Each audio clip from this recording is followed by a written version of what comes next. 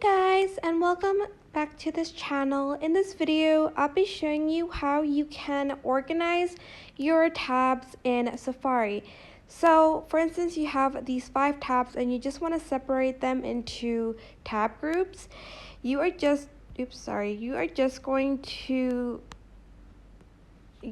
click on these 5 tabs on the bottom right here and press new empty tab group. I'm going to name one food, and I'm going to then go back and click on these tabs and press new empty tab group, and I'm going to name it movies or something like that. Press save.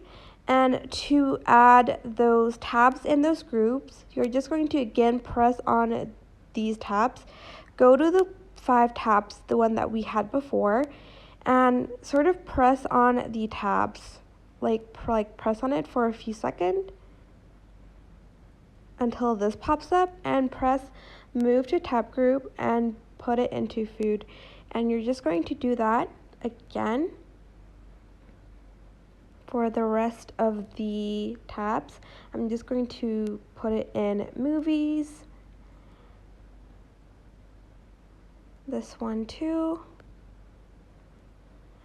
and then to access those tabs, you can just press the tabs section on the bottom right corner and again press on this, and for instance go to food.